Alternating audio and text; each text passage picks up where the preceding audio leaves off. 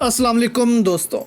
Israel फ़लस्तीन की जंग तीसरे रोज़ भी जारी है। कल से ख़बरें सामने आ रही हैं कि अफ़गानिस्तान ने ईरान से रास्ता मांगा है कि हम फ़लस्तीन की मदद करना चाहते हैं। अब हमास के हाथ में अमरीकी असला देखकर यहूदियों ने दोस्तों अफ़गानिस्तान पर बड़ा इल्ज़ाम लगा दिया है। अफ़गानिस्तान को इसका क्या नुकसान हो सकता है ये भी आपके साथ शेयर करेंगे। साथ पाकिस्तान के लिए फ़लस्तीनियों ने क्या पैगाम भेजा है ये भी आपके सामने रखेंगे और ये बयान आप कह सकते हैं कि कोई अच्छा बयान नहीं है।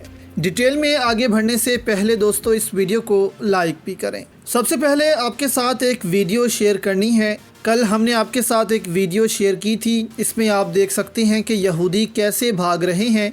सहरा में उनकी दौड़ें लगी हुई हैं जब हमास ने हमला किया था। अब इसी की वीडियो भी सामने आ गई है।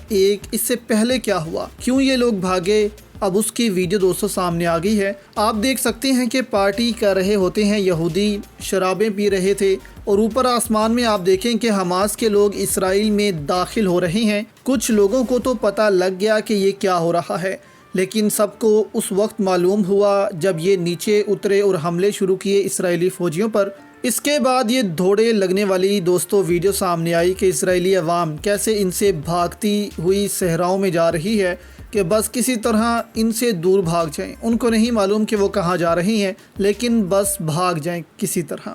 इस ऑपरेशन को दोस्तों तूफ़ान अक्सा का नाम दिया है फ़लस्तीन ने, और वाकई ही एक तूफ़ान था जो इसराइल में मचा और इसराइली भी इस चीज़ को तस्लीम कर रहे हैं कि वाकई ही तारीख़ में इसराइल को ऐसे हमलों का सामना कभी नहीं करना पड़ा कि इसराइली फ़ौजियों को समझ ही ना आ रही हो कि हम पर हो क्या रहा है। 3 से 4 फ्रंट्स पर एक साथ हमास ने जंग छेड़ी और इसराइली फ़ौजियों को समझ नहीं आ रही थी कि वो क्या करें। अब इसके बाद दोस्तों एक अलग ही इल्ज़ाम लगाया जा रहा है यहूदियों की जानिब से अफ़गानिस्तान पर।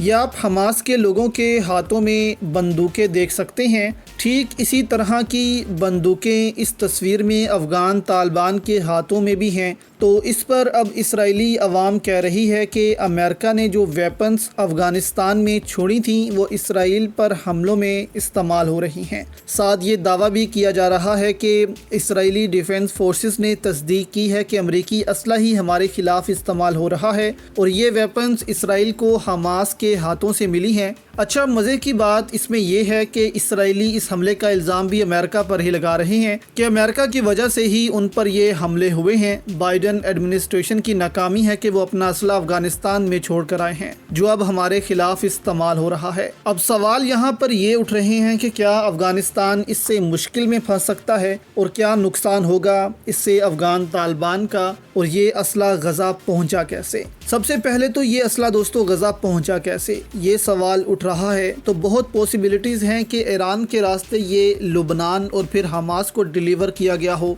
अगर वाकई में ही अफ़गानिस्तान से ये असला गया है तो। और क्या इतना ही ज़्यादा असला था जो टीटीपी के हाथ में भी लगा, फिर अफ़गान तालिबान भी इसको इस्तेमाल कर रहे हैं और अब इल्ज़ाम लग रहा है कि हमास ने भी यही असला इस्तेमाल किया जो अमेरिका वहाँ छोड़ कर गया था। तो इससे पता ये भी चलता है कि अमेरिका पूरी दुनिया में जंगें कैसे करवाता है, दोनों तरफ से फ़ौजियों को मजबूत करता है और फिर कहता है कि लड़ो। ये सवाल अब बहुत से दोस्तों एनालिस्ट उठा रहे हैं कि अमेरिका इस दुनिया में सबसे बड़ा मास्टरमाइंड है जंगें करवाने में। अब अगर ये इल्ज़ाम साबित हो गया तो इसराइल फिर अफ़गानिस्तान पर और ज़्यादा पाबंदियों का भी मुतालबा करेगा कि अफ़गानिस्तान ने देखें हमास को असला फ़राहम किया है, अफ़गानिस्तान इस असले को संभाल नहीं सका, उसने ये असला हमास को दिया। तो पहले ही अफ़गानिस्तान पर बहुत सी पाबंदियां लगी हुई हैं, अगर एक और पाबंदी लग जाती है तो अफ़गानिस्तान के लिए भी यहाँ पर मुश्किल खड़ी होगी। इसके अलावा बात करें तो फ़लस्तीन ने इन सब ममालिक को पैगाम दिया है जो इसराइल के साथ ताल्लुकात नॉर्मल करना चाहते हैं। पाकिस्तान के हवाले से भी कमर बाजवा जैसे जर्नलों के लिए भी पैगाम दिया है जो इसराइल को तस्लीम करने के हक़ में थे कि फ़लस्तीनियों के बिना कोई पीस डील नहीं हो सकती,